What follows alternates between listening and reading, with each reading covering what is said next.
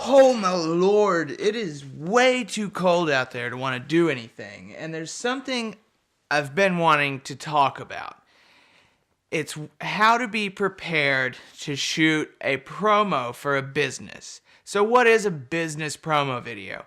Generally, they're about 3 minutes long and they kind of explain the basics of a business. However, video can be used in all kinds of ways to advertise or market, to help people know about what your business does. Hollywood used to have it on lockdown.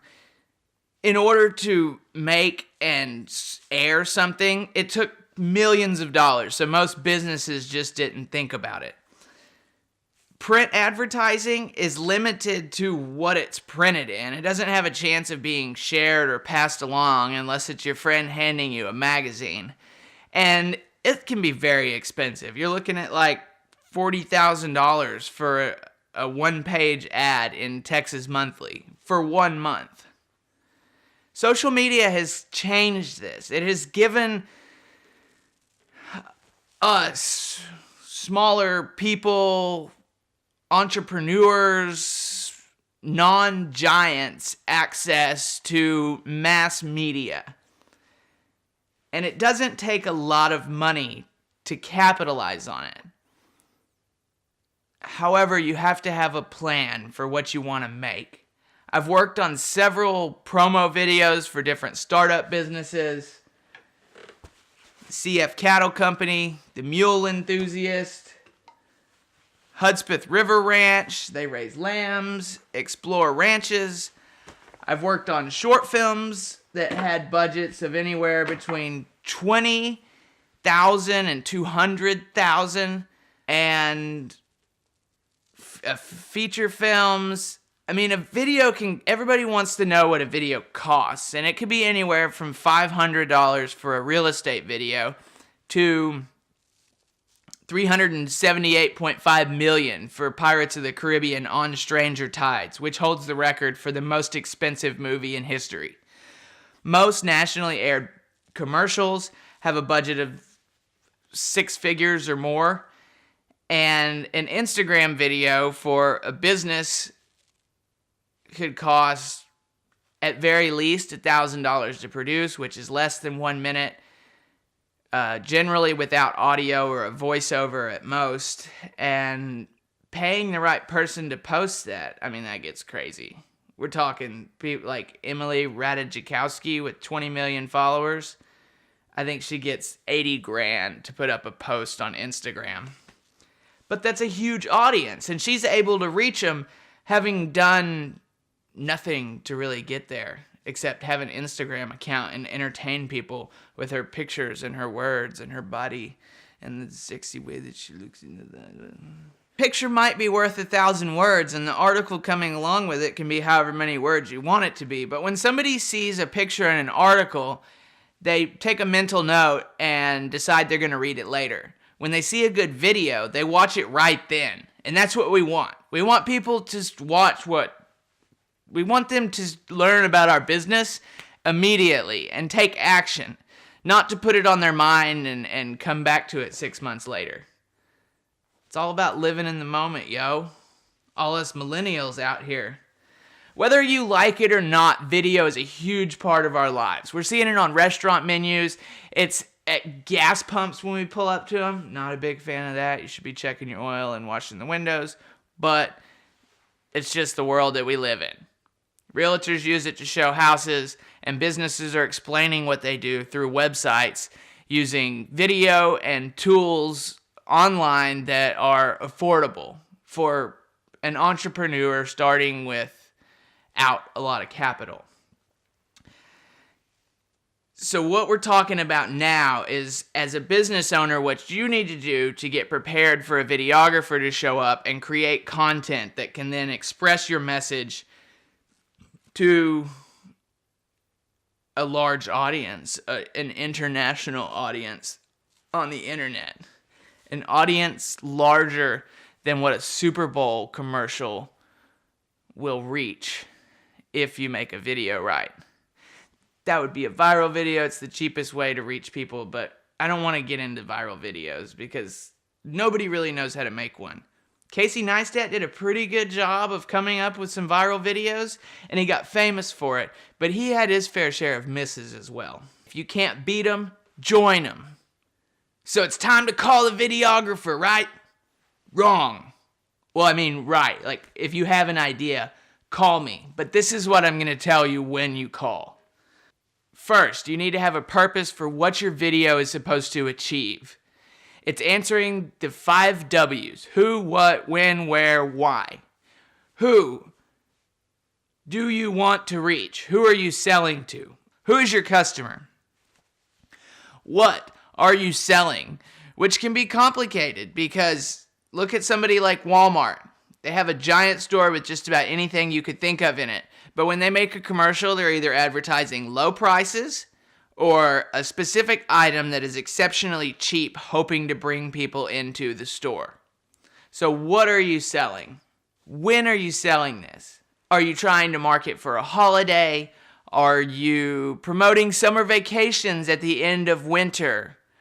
Are you trying to sell something year-round?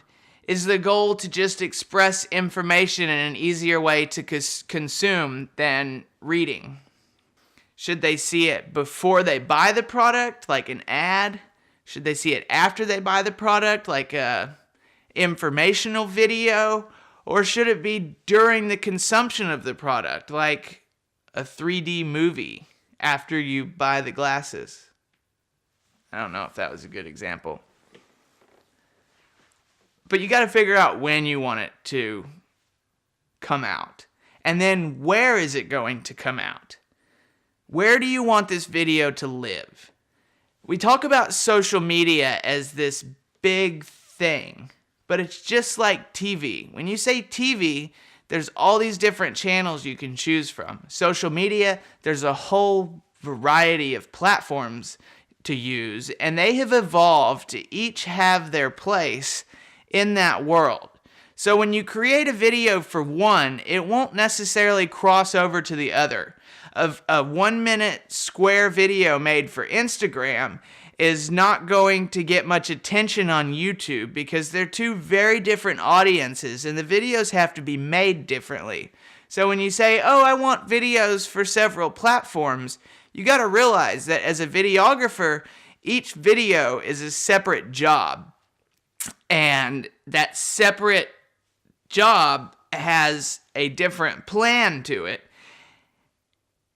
So creating one video is different than this next one and the next one. Even if you're using the same shots, crafting the second one is like a whole nother process.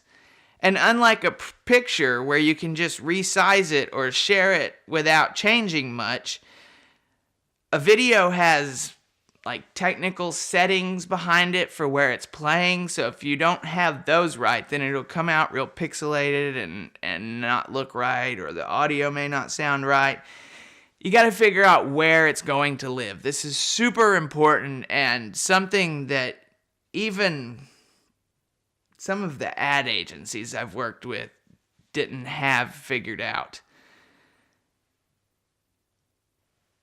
And why are you creating this video? There has to be an obvious, singular reason that you're creating this thing. Oh, it's to drive more customers in. Well, how are you going to drive these customers in? Do you want them to go to a website? Do you want them to go find more information? Is it to make a phone call? Is this actually going to make a sale? Do you want them to book or go order something? Or is it an impulse buy? You got to figure out what the next step in the process is once you hook this person with the video. An ad, a 30-second ad, is going to draw people towards another place with information. Whereas an informational video is simply there to inform. And the word promo video is basically a concept used to explain a new startup video, business, or product. It's to explain what something is. So even more so than being promotional, it is informational. You got to find that balance somewhere there where it's entertaining, but you also walk away learning something. So we have the who, what, when, where, and why of the video. That is what I call the purpose behind it. And that is something the business owner has to answer, or in a larger organization's case, the advertising agency. The videographer is not even involved at this point yet, unless you've hired them to also do advertising. So we have our purpose. Now we need a vision. The best way to have a vision for what you want to create is to find something similar. So start searching the internet. Go to these platforms where your budget allows you to host something after it's produced. Find something that you like. There's a whole lot of bad video out there. Even though it took a long time for someone to create and a lot of thought went into it, it's just not good. So don't copy everything. Find something you like that makes you feel good, or at least informs the way that you want it to. Record it, and then look at it, break it down shot by shot. It'll be obvious where the cuts are. And you got to realize each one of those shots was a different point in time and all tied together to tell that story. So look at this video, break it down into parts, and then envision your business or message in the same format as that video that you like, and you have a vision of what it should look like. So the three most important things: have a purpose, have a vision, and then have somebody to make it for you. It's time to call a videographer. Choosing a videographer, hopefully you have a recommendation from somebody that has worked with them and liked their work. If you haven't, then make sure you see a demo reel and something they've created. And maybe even ask them a question. There's usually a question that kind of separates the knows from the don't knows. And it's, how are you going to record audio? This is a big one. And if they tell you a camera-mounted mic and it's supposed to be a part of the video, which there's some exceptions to that rule, but for the most part, if they plan on recording audio with a mic mounted to the top of the camera, they might not know what they're doing. A lot of being a good cameraman is just having the right equipment and knowing how to use it. And something as simple as this little video I'm shooting right now, there's almost $10,000 of equipment involved between the camera, tripod, audio recorder, boom mic, lights, the computer that it's edited on. All of that takes money. There's startup costs, and it's hard to think that somebody would spend that much when you can shoot on a cell phone. But cell phone video looks like cell phone video. It's still about content.